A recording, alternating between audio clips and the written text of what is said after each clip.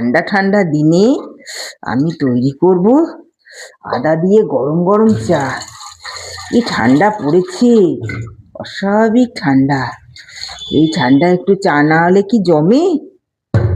এই যে দুধের মধ্যে সামান্য জল দিয়ে আদা দিয়ে এবার তৈরি করব আদ্রকবালি চা।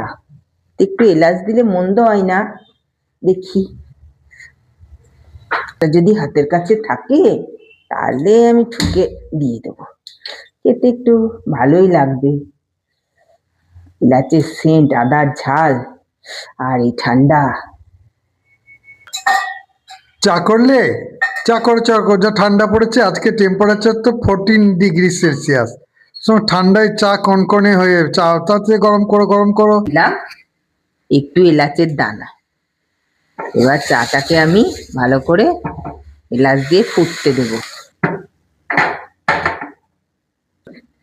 এবার দিয়ে দেবো অল্প করে চিনি। বেশি মিষ্টি আমরা খাই না, অল্প সামান্যই চিনি দেব, হালকা চিনি।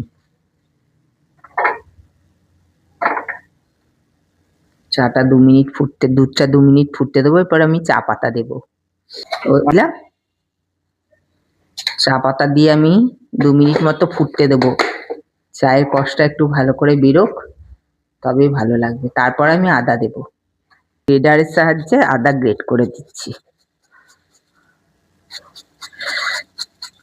এবার আদার ঝালটা যতক্ষণ না বেরোচ্ছে, আদার সেন্টটা, ততক্ষণ পর্যন্ত আমি ফুটতে দেবো।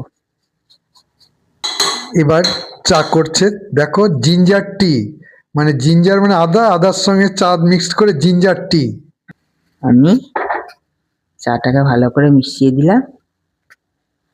এবার আমি ছেঁকে নেব গরম গরম আদা এলাচটা, আদ্রক ইলাইচি वाला চায়।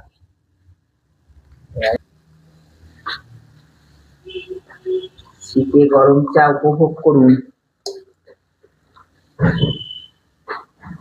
আপনারাও করুন নিজের বাড়িতে। সব ঠান্ডা আদা দিয়ে চা খান, শরীরের পক্ষেও ভালো, খেতে তো অবশ্যই ভালো লাগবেই।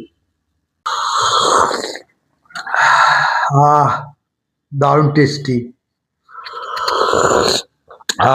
দারুণ টেস্টি, খুব সুন্দর চা হয়েছে।